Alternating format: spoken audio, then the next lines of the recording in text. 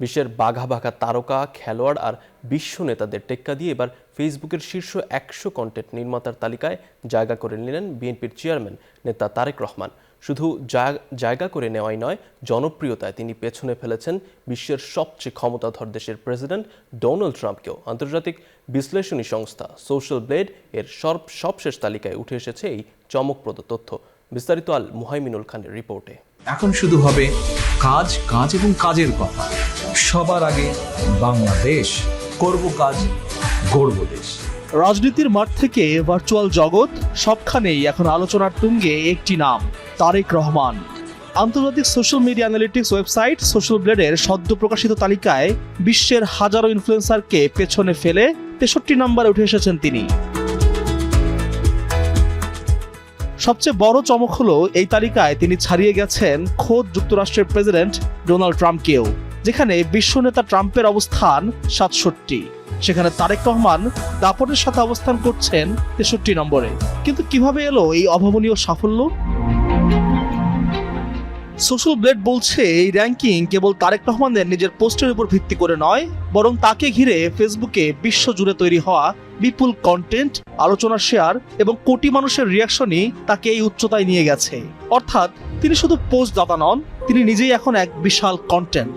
প্রযুক্তি শিক্ষায় দক্ষ এবং যোগ্য করে গড়ে তুলে। দীর্ঘ 17 বছর শেখ হাসিনার যে একটা সমস্যা ছিল, উনি মানে সবগুলো মিডিয়াতে জনাব তারেক রহমানের প্রচারণা নিষিদ্ধ করে রেখেছিলেন। ওনার বক্তব্য প্রচার করতে দেওয়া হতো না, ওনার ছবি পাবলিশ করতে দেওয়া হতো না। ফলে ওনার যারা টিম, তাদের নির্ভর করতে হয়েছে সোশ্যাল মিডিয়ার উপরে, সোশ্যাল মিডিয়ার প্রেজেন্স বাড়াতে হয়েছে। এবং উনি আসলে সামাজিক যোগাযোগ মাধ্যমে বিভিন্ন নেতাকর্মীদের সাথে যোগাযোগ করতেন, দেশের মানুষের সাথে যোগাযোগ করতেন।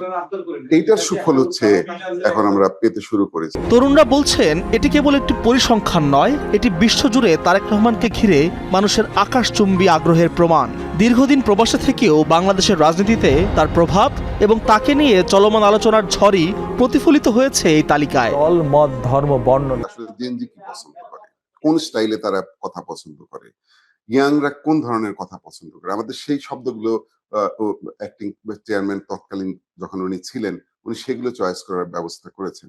বিশ্লেষকরা বলছেন সোশ্যাল ব্লেড বিশ্বব্যাপী গবেষক ও ডিজিটাল বিশ্লেষকদের কাছে অত্যন্ত নির্ভরযোগ্য একটি প্ল্যাটফর্ম। 5.5 মিলিয়নেরও বেশি ফলোয়ার এবং আলোচনায় থাকা সূচকে তার এই অবস্থান একজন রাজনৈতিক নেতার ক্ষেত্রে সত্যি বিরল। বিশ্বের ইতিহাসেও মনে হয় নজিরবিহীন। ওনার ভিডিওগুলো ওনার পেজ থেকে শেয়ার করা হয়, ওনার ছবি শেয়ার করা হয়, ওনার বক্তব্য শেয়ার করা হয়, সেগুলো জনপ্রিয়তা পাচ্ছে। এটা হচ্ছে তার মাপকাঠি।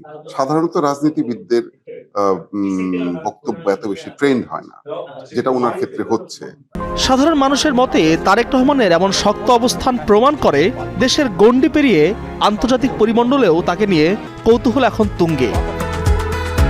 আল মুহাইমিনুল খান, নিউজ 24, ঢাকা।